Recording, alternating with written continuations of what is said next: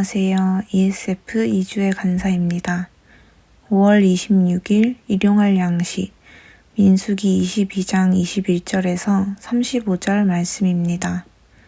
오늘 본문은 발람이 발락이 보낸 사절단과 함께 모압으로 향하는 것으로 시작됩니다. 모압 왕 발락은 자신에게 위협이 된다고 생각한 이스라엘을 저주하기 위하여 유명한 선지자 발람을 모압으로 초청했습니다. 오늘 말씀은 발람이 모압으로 오는 과정 중 여호와의 사자가 길을 막아 발람이 타고 가던 나귀와 발람이 갈등을 겪으면서 하나님의 뜻을 보게 되는 내용을 다루고 있습니다. 22절에 하나님께서는 발람이 모압으로 가는 것에 진노하시고 여호와의 사자를 보내 그의 길을 막으십니다.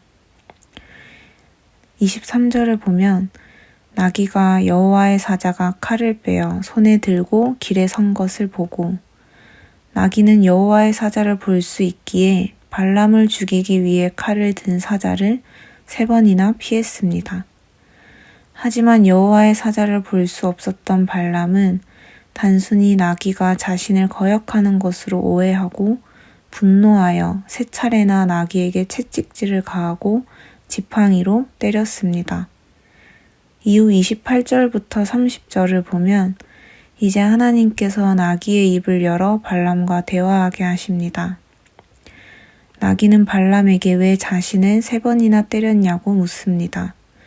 그러자 발람은 나귀가 자신을 거역하였기 때문임을 지적하고 더 나아가서 만약 내 손에 칼이 있었더라면 너를 죽였으리라고 답하며 자신의 분노한 마음을 드러냅니다. 나귀와 발람이 대화를 한 후 이제는 하나님께서 발람의 눈을 열어 칼을 들고 길을 막고 있었던 여호와의 사자를 보게 하십니다. 여호와의 사자는 머리를 숙이고 엎드린 발람에게 나귀를 정당하지 못하게 3번이나 때린 것을 지적하며 보라, 내 앞에서 내 길이 사악함으로 내가 너를 막으려고 나왔더니 라고 말합니다. 그리고 만약 나귀가 피하지 않았더라면 이미 발람을 죽였을 것이라고 지적합니다. 34절에 발람은 그에 대한 응답으로 내가 범죄하였나이다 라고 하며 당신이 이를 기뻐하지 아니하시면 나는 돌아가겠나이다 라고 말합니다. 가던 길을 돌이킬 반응을 보입니다. 그러자 여호와의 사자는 가도 된다는 허락을 해주십니다. 단 내가 내게 이르는 말만 말할지니라 라고 하며 경고와 허락하는 조건을 내것입니다. 이전 말씀 본문에서 하나님께서는 발람이 모압 왕의 초청에 가지 못하게 막으셨습니다. 하지만 모압 왕이 보낸 2번째 사절단의 초청에는 발람의 출발을 허락하셨습니다. 그리고 오늘 본문에 드디어 나귀를 타고 모압으로 향하는 발걸음에서 하나님은 다시 발람의 앞길을 막으십니다. 왜 하나님은 갑자기 마음을 변덕스럽게 바꾸셨을까라는 의문이 들 수 있습니다. 오늘 말씀 본문처럼 다시 발람의 앞길을 막으실 거였더라면 왜 발람이 가는 길을 허락하셨을까라고 말입니다. 하지만 하나님이 변덕을 부리신 것처럼 갑자기 마음을 바꾸신 것이 결코 아니었습니다.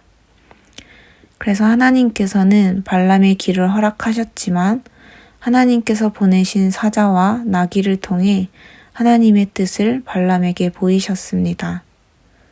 3번이나 자신의 말을 안 들은 나귀에게 발람이 분노했듯이 22절에 보면 하나님께서는 이전에 발람에게 말씀하셨던 모압 왕의 초청에 대한 거부의 말씀을 분명히 듣고도 속으로는 탐욕을 숨기고 따랐던 발람에게 진노하셨다는 사실을 보여주십니다. 그리고 35절에도 내가 내게 이르는 말만 말할지니라 라고 하시는 말씀을 통해서 발람이 겉으로는 하나님의 뜻을 따르는 척하면서도 속으로는 자기 탐욕을 따랐다는 사실을 알 수 있습니다. 이미 발람을 알고 계셨던 하나님은 계속해서 발람에게 경고하시고 또 그럼에도 불구하고 발람이 하나님의 뜻에 순종할 수 있도록 인도하셨음을 알 수 있습니다. 겉으로 하나님의 뜻을 묻고 따르는 것 같아도 우리 자신과 다른 사람은 속일 수 있을지라도 결국에 우리의 속하지 아시는 하나님 앞에서는 숨길 수 있는 것이 없습니다. 뒤늦게라도 우리의 속마음이 나의 탐욕을 따르고 있는 것을 알았다면 하나님께로 다시 돌이키기를 결정해야 합니다. 우리는 하나님이 허락하시지 않으면 하나님의 뜻을 보지도 못하는 연약한 존재입니다.